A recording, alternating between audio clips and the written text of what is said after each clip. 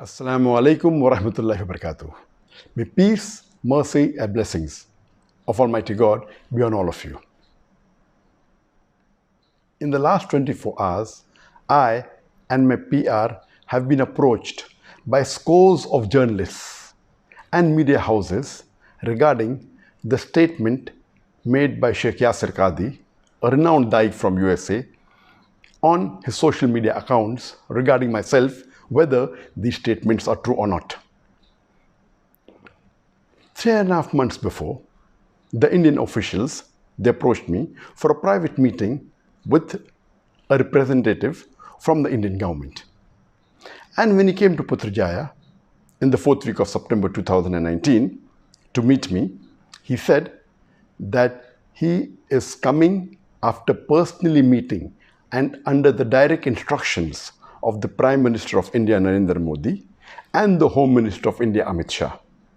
And he said that he wanted to remove the misconceptions and the miscommunication that is there between myself and the Indian government, and he wants to provide me a safe passage to India.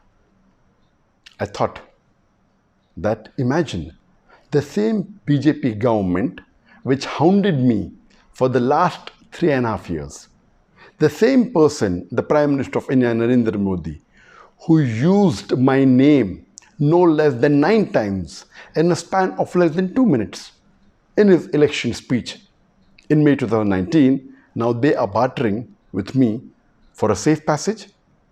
It's too straight to be true. And he said that he would like to use my connections to better the relationship between India and the other Muslim countries.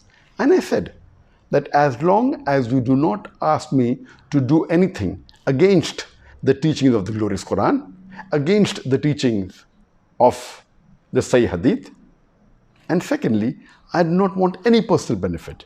And lastly, as long as it benefits the Muslim Ummah, I have no problem in cooperating with you. And the meeting lasted for several hours.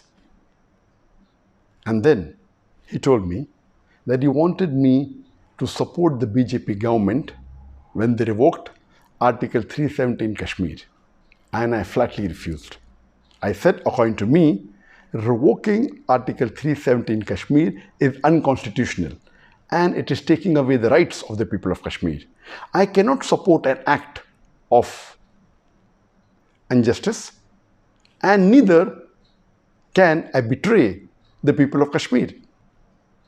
And when he realized that I will not support any act of injustice, he said that he has no problem even if I speak against any agencies of India, whether it be the NIA, whether it be the ED, whether it be the police, but I should not specifically speak against the BJP government and against Narendra Modi.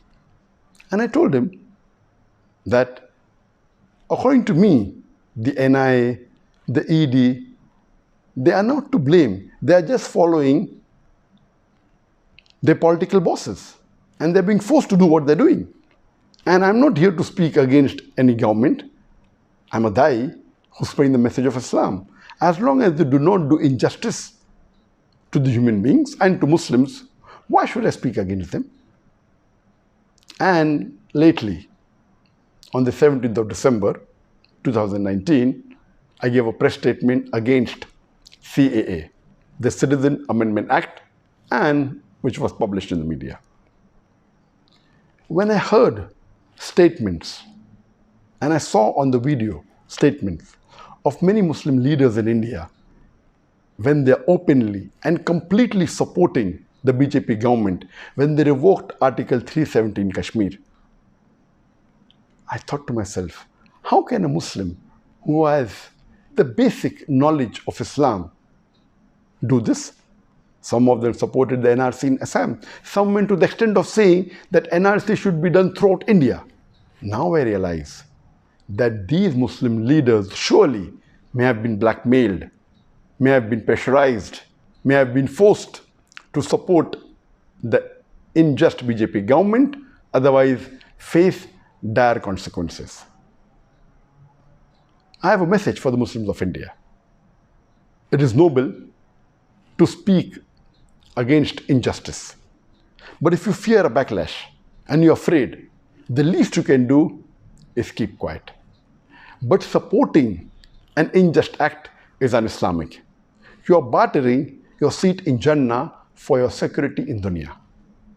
Allah says in the glorious Quran, in Surah Az-Zumar, chapter number 39, verse number 36. Is not Allah enough for His servant? But yet they frighten you with others besides Him. Wa akhiru da'wana alhamdulillahi rabbil alamin.